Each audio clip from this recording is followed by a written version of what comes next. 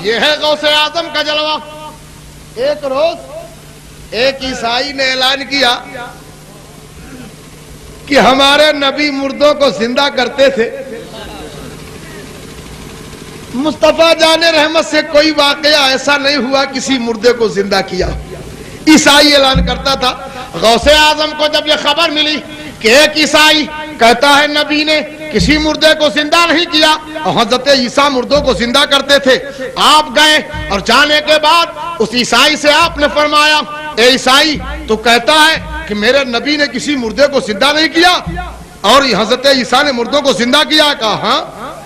کہا میں نبی نہیں، میں نبی کا غلام، کئی پشتوں کے بعد ان کی اولاد ہوں۔ میں نبی نہیں، مگر اگر مردہ زندہ کرنا تیرے نزدیک سب سے بڑا کمال ہو تو لے چلو، جس مردے کو کہو میں زندہ کرتا ہوں، مجھے لے چلو۔ وہ عیسائی سوچنے لگا کہ اب ان سے کوئی تازہ مردہ نہ زندہ کرایا جائے، کوئی باسی جو 100-200 برس کا ہو چکا ہو، جس کی ہڈی کا بھی پتہ نہ ہو، گیا ایک پرانی قبر میں کھڑا ہو گیا۔ غوث اعظم کی طرف اشارہ کیا، آپ اسے زندہ کر دیجئے۔ غوث اعظم فرماتے تو جانتا تھا کہ یہ کون ہے؟ یہ سب میں نہیں جانتا، میں سنتا ہوں کہ میرے علاقے کی سب سے پرانی قبر ہے۔ غوث اعظم فرماتے یہ اپنے وقت کا قوال ہے۔ کیا ہے؟ قوال ہے۔ یہ زندہ تو ہو ہی جائے گا، تم کہو تو قوالی پڑھتا ہوا اٹھے۔ اور اچھی بات ہے۔ آپ قریب پہنچے قبر کے، کہا تمہارے نبی جب مردے کو زندہ کرتے تھے تو کیا کہتے تھے؟ کہا ہمارے نبی کہا کرتے تھے قم باذن اللہ، اے مردے زندہ ہو جا اللہ کے حکم سے، بس مردہ زندہ ہو جاتا تھا۔ غوث اعظم قبر کے قریب کھڑے ہوتے ہیں، کھڑے ہونے کے بعد قبر کی طرف نگاہ ڈالتے ہیں، آپ کے چہرے پر جلال کے آثار نمودار ہوتے ہیں۔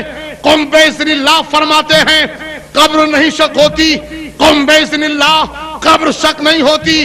غوث اعظم کو جلال آیا، قبر پر ایک ٹھوکر ماری اور قم باذنی، مردے زندہ ہو جا میرے حکم سے۔ قبر پھٹتی ہے، مردہ اٹھتا ہے اور قوالی پڑھتا ہوا غوث اعظم کے قدموں پر نثار ہو جاتا ہے۔ یہی کھیل ہو رہا تھا، غوث اعظم بھی تھے اسی میں۔ ایک عورت کا لڑکا مر گیا، وہ عورت چیختی چلاتی پھر رہی تھی۔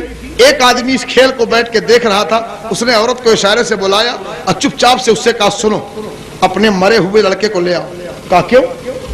کہا جب یہ لڑکے کھیلیں نا اور اس بچے عبدالقادر کی جب باری آئے اور یہ کہے مر جاؤ تو سب آنکھ بند کر کے لیٹ جائیں گے، تو انہی بچوں کے بیچ میں تم اپنے بچے کو ڈال دینا، اور جب یہ بچہ عبدالقادر کہے گا اے لوگوں زندہ ہو جاؤ تو وہ بھی زندہ ہو جائیں گے، تمہارا لڑکا بھی زندہ ہو جائے گا۔ وہ گئی اور جانے کے بعد میں لے کر کے آئی ہنسی خوشی اپنے بچے کو، انتظار میں چپ چاپ چھپی کھڑی رہی، اور جب غوث اعظم کی باری آئی اور کہا اے بچوں مر جاؤ تو سب کے سب لیٹ گئے۔ اور جب آپ کہتے تھے مر جاؤ تو حقیقت میں روح قبض ہو جاتی تھی سب کی، سب حقیقت میں مر جاتے تھے۔ تو اس عورت نے مرے ہوئے بچوں کے بیچ میں اپنا بچہ بھی ڈال دیا۔ غوث اعظم نے کہا زندہ ہو جاؤ، تو سب تو زندہ ہو گئے مگر وہ پڑا رہا جو اوریجنل مردہ تھا۔